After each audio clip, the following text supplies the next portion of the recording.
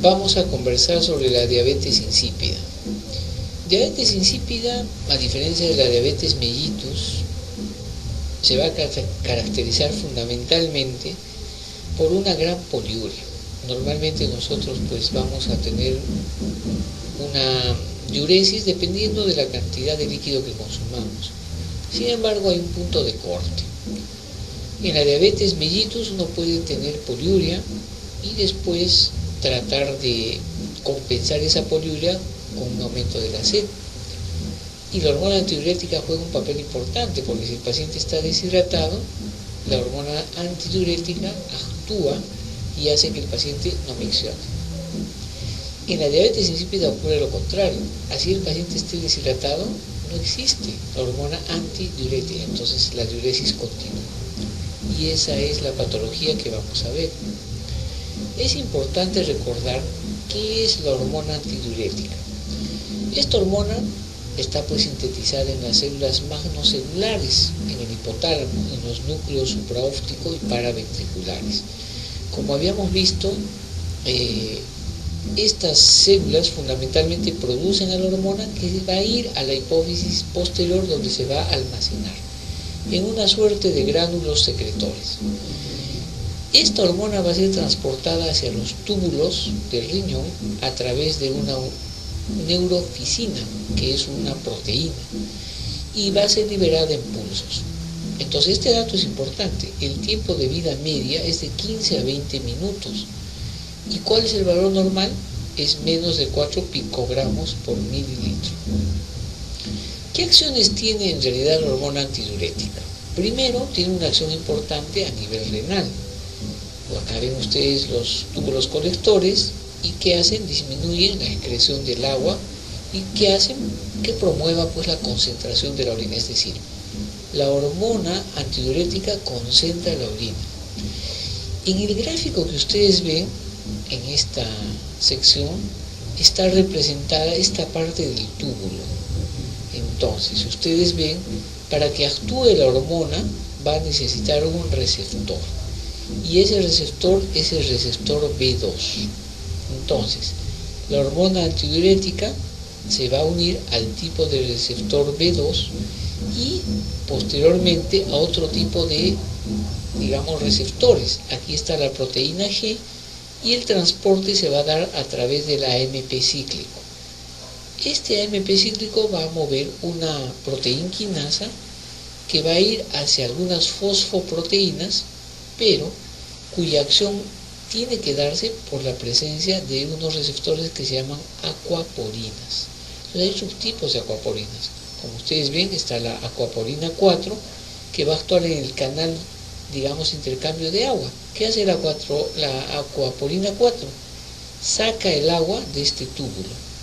La aquaporina 3 es la que transporta el agua dentro del canal, y la aquaporina 2 es la que ingresa al canal del agua, ¿no es cierto? Acá vemos el agua que está ingresando al canal del túbulo. Entonces, todos estos fenómenos van a estar incorporados no solo a la acción de la hormona, sino también a estas aquaporinas. Entonces, nosotros tenemos que ver en este gráfico cómo es que se controla la liberación cada 15 o 20 minutos en pulsos de la hormona antidiurética. Primero, hay un punto importante que es importante que ustedes recuerden, ¿no? Primero, la osmolaridad plasmática. Normalmente la osmolaridad que nosotros tenemos es de 280 hasta 290. Sin embargo, vean, cuando aumenta más de 280 la osmolaridad, ya se secreta y aumenta la hormona antidiurética. Por eso es que cuando uno tiene, por ejemplo, un paciente con crisis de diabetes, la osmolaridad en el estado hiperosmolar es de 320. ¿Y qué va a ocasionar? Que el paciente, la osmolaridad está en 320 por la glucosa está en 600 y lo normal es 100, tenemos mucha glucosa. Entonces, ¿qué hace la glucosa? Provoca diuresis osmótica. Entonces el paciente empieza a orinar y, porque la osmolaridad está alta, la hormona antidiurética se suspende. ¿ya? No, el paciente no va a tener esta hormona y el paciente empieza a tener poliuria. Pero cuando se deshidrata y baja la osmolaridad, lo que hace la hormona antidiurética aumenta para dejar que el paciente esté orinando, porque si no se va a deshidratar la célula. Y eso se da a través de estos cambios en los osmoreceptores. Entonces, la deshidratación intracelular, que se da más en los diabéticos descompensados, hacen que aumente la hormona antidiurética. ¿Para qué? Para que el paciente no orine, concentre la orina y la célula no muera. También tiene que ver con el volumen sanguíneo. O sea, si baja la presión de la sangre y baja el volumen, activan los llamados vasoreceptores, que van a aumentar la producción de la hormona antidiurética. ¿Cómo vamos a determinar esto? Bueno, hay una mácula densa en el riñón que va a detectar la baja de la presión. Y esto va a liberar a la renina, angiotensina, ¿no? A la angiotensina 1 que se convierte en angiotensina 2, los hormoreceptores, y por consiguiente, cuando esté entre 20 a 30% de disminución del volumen, va a estimular la acción de la hormona antidiurética. Sin embargo, hay otros factores que pueden producir que aumente la hormona antidiurética: los estrógenos, la progesterona, los opioides, la nicotina. Por eso es que a veces las gestantes pueden hacer una especie de diabetes insípida por la gestación, ¿no? ¿Y qué sustancias van a inhibir la secreción? El alcohol y el factor arterial diurético, ¿no? Mencionábamos los receptores. Entonces acá tenemos el receptor B2, que está en las células del túbulo contorneado distal y colector. Los receptores 1A están en el músculo liso, en el riñón, en el miometrio, en la vejiga, en la célula grasa, en los hepatocitos, en las plaquetas y en los testículos. Y los B1B en la hipófisis, y esta es la que va a mediar la producción de la ACTH, que tiene que ver con la producción de cortisol. Entonces es importante recordar de todas maneras dónde están estos receptores y cómo es la acción que tienen cada uno. Entonces, el receptor B2 es el que nos interesa porque está reabsorbiendo el agua del túbulo colector del riñón. Entonces, ¿qué cosa es diabetes insípida? Es la incapacidad para concentrar la orina. Recuerden que la hormona antidiurética concentra la orina. Y esto se da porque se altera la concentración de su producción, a eso le llamamos secreción, o por la acción de la hormona. Hemos visto que para que actúe tiene que ver las acuaporinas y los canales de transporte del calcio. Y por consiguiente se va a caracterizar porque el paciente va a tener una masiva diuresis. A eso le llamamos poliuria, pero cuando medimos la presión de la orina, la presión osmolar, esta es baja. A eso le llaman hipotónica. Ahora, ¿existe alguna clasificación? Sí, porque hay diabetes insípida central, quiere decir a nivel de la producción o la liberación de la hormona en el hipotálamo, pero también puede ser nefrogénica, es decir, no me responde el receptor a la acción de la hormona antidiurética, es el receptor B2. Entonces, eso se llama diabetes insípida nefrogénica. ¿Cuál es la causa de la diabetes insípida en la hipófisis? Vean ustedes la gran cantidad de causas que nos pueden producir diabetes insípida. Primero, y lo más frecuente, es por accidentes, pues, ¿no? O sea, un trauma. Cánceres también, hasta un 15 o 20%. ¿Cuáles son los tumores primarios? Ahora, recuerden que si yo voy a hablar de diabetes insípida, no estoy hablando de la hipófisis nada más, estoy hablando de la parte posterior de la hipófisis, el tallo hipofisiario y el hipotálamo. Los craneofaringiomas son tumores que se presentan en el tallo, en el hipotálamo o en la hipófisis.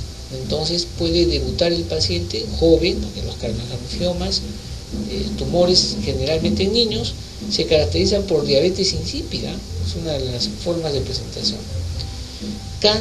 Tumores en la pituitaria y disgereminomas. Los disgereminomas son cánceres digamos a nivel de las meninges. Las metástasis de cualquier cáncer, de pulmón, de mama, o también otros cánceres, linfomas, leucemias, que pueden hacer metástasis al hipófisis o al hipotálamo y el paciente debuta con diabetes insípida. Enfermedades infiltrativas que se denominan granulomas. Tenemos los neurosarcoidosis, la histiocytosis o el xantoma disseminatum. Nosotros hemos tenido casos de histiocytosis y los pacientes pues han debutado con diabetes insípida en niños que no crecen y tienen diabetes insípida. Vean ustedes otras causas que pueden ser causas más comunes: infecciones, meningitis crónica, encefalitis viral, toxoplasma o enfermedades inflamatorias. Hay una enfermedad que se denomina hipofisitis o linfohipofisitis, es decir, es una inflamación de la hipófisis, el tallo hipofisiario, que puede llegar inclusive al hipotálamo. Enfermedades como Wegener, que son granulomatosis, o lupus, son enfermedades autoinmunes reumatológicas. Pero también hay toxinas, ¿no?, o enfermedades vasculares. Entonces, hay malformaciones congénitas, pero sobre todo, yo diría que la principal causa de diabetes insípida que vemos nosotros son por falta de producción, por alteración genética de la hormona antidiurética. Aquí tenemos, por ejemplo, una alteración en el gen que produce la hormona antidiurética y ya no hay hormona antidiurética. La enfermedad de Wolfram es una enfermedad rara, pero que se caracteriza porque hay diabetes mellitus y diabetes insípida, o sea, las dos diabetes.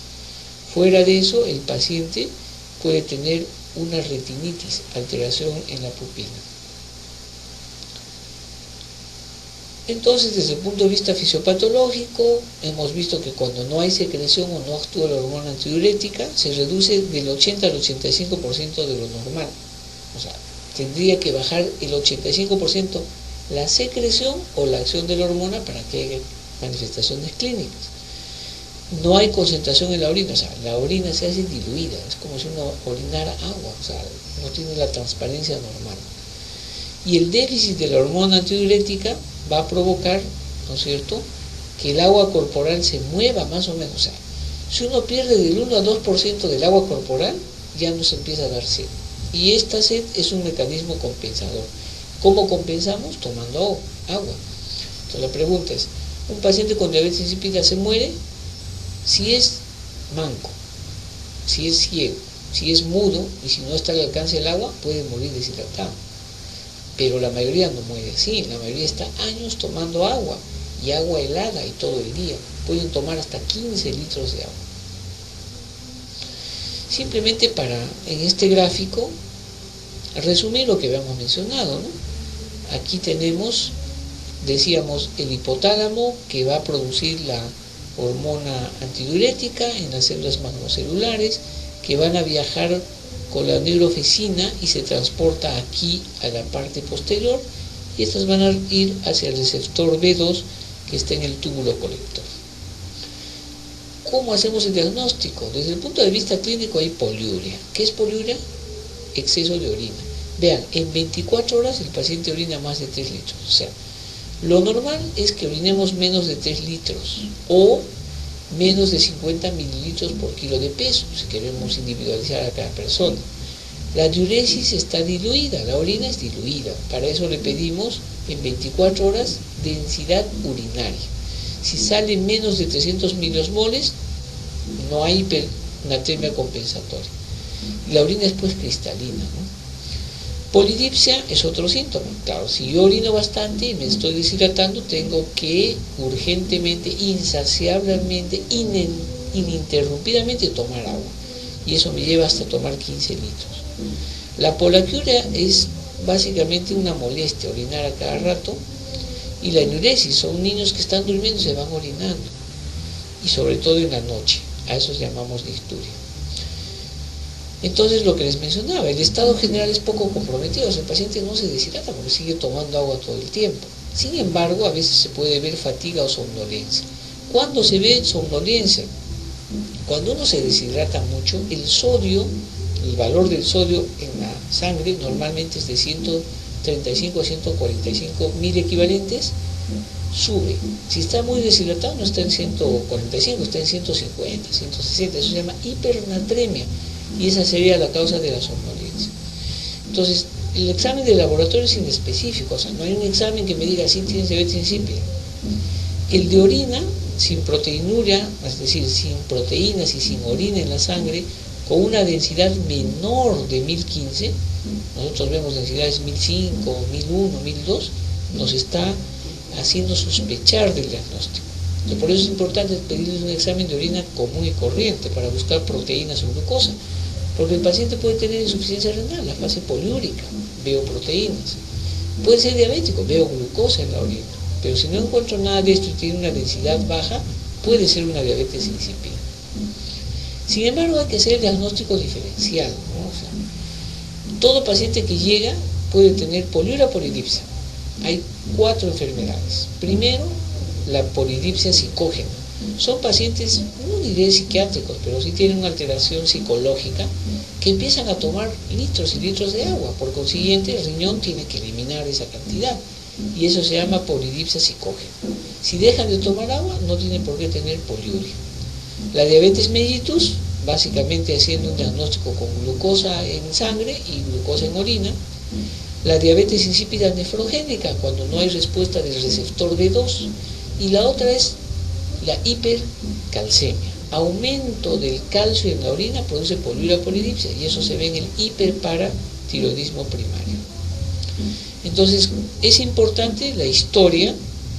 Hemos dicho que empieza en niños o personas jóvenes, el examen de orina para ver la osmolaridad y hacerles pues el examen de privación del agua, ¿no? O sea, hay que, al igual que un paciente que tiene, digamos, alguna patología, es importante a veces hospitalizarlo y no darle agua.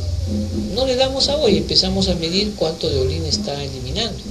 Para eso, con mucho cuidado, lo tenemos que hospitalizar, al igual que los insulinomas, ¿no? No le dan de comer, acá no le damos de tomar agua. Y el paciente empieza a orinar, si baja más de 3 kilos de peso, ya es peligroso, entonces hay que tomar las determinaciones. O si le baja la presión, o si aumenta la frecuencia cardíaca. Entonces, el examen de orina es el de osmolaridad urinaria. Vean ustedes, si yo tengo un paciente que tiene más de 300 miliosmoles por kilo, más glucosa alta en la sangre, es diabetes.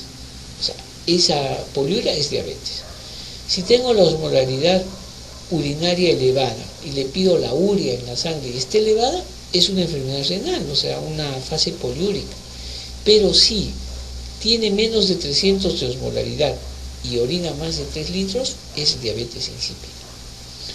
Les mencionaba que hay que hacer hospitalizar al paciente y no darle agua. No es requerida para el diagnóstico, pero es útil para diferenciar entre los dos tipos de diabetes insípida, la central y la nefrogénica. Les mencionaba que no se le da líquido hasta que el paciente esté deshidratado, pero con cuidado. Y después yo le pido la osmolaridad de la orina y después le doy la hormona antidiurética. O sea, yo le tomo la muestra de la sangre y doso hormona antidiurética, pero también veo la osmolaridad. Y eso se ve en este cuadro. De privación del agua, miren cómo la osmolaridad cae. Le tomo el examen para ver cómo está su hormona antidiurética en sangre y va a salir baja. Y después, ¿qué hago? Le doy la hormona antidiurética que se llama vasopresina en un spray nasal, 2 puff, y después vean cómo la osmolaridad sube, ¿no? Cuando es nefrogénica no va a subir completamente. ¿Por qué? Porque hemos dicho que el problema está en el receptor, o sea, puede haber hormona antidiurética, lo que no funciona es el receptor, entonces no va a subir la osmolaridad. Pero si yo le doy desmopresina y sube la osmolaridad, quiere decir que no produce la, digamos, hormona antidiurética. ¿Cuál es el tratamiento entonces? Primero, hay que hidratar al paciente, agua fría. 2, reemplazar, o sea, de por vida el paciente tiene que usar la hormona antidiurética que se llama desmopresina, que se utiliza en forma de spray nasal. A veces no es que no exista totalmente la producción de la hormona antidiurética, sino fundamentalmente es parcial el defecto. Entonces pueden responder a estos medicamentos: clorpropamida, que se da para diabéticos, carbamazepina, que es un medicamento que se da para las convulsiones, ciprofibrato o diuréticos tiacídicos. La desmopresina, les mencionaba, es un análogo, o sea, es algo parecido a la hormona antidiurética. Este es el fármaco de elección, la terapia de largo plazo, de por vida. Actualmente se da intranasal, a veces yo incluso he usado la subcutánea, como la vasopresina. También hay oral, ¿no? En oral hay tabletitas. Eso lo utilizan mucho aquellos niños que tienen enuresis nocturna sin que tengan diabetes insípida. Les dan su tabletita y ya se curó la enuresis nocturna. La que más se usa es la intranasal. La dosis de inicio en todas las formas es de 10 microgramos en la noche. Se puede añadir una dosis diurna, ¿no? Dependiendo de qué, de los síntomas del paciente. Muy bien. Hemos visto entonces otra patología muy frecuente desde el punto de vista neuroendocrino, que es la diabetes insípida, que es importante reconocer y tratarla.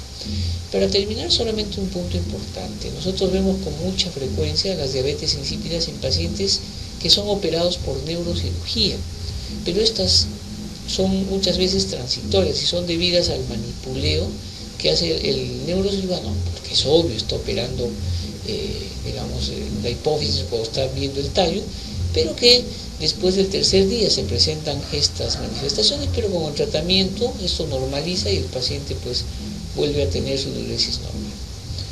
Eso es todo en relación a diabetes insípida.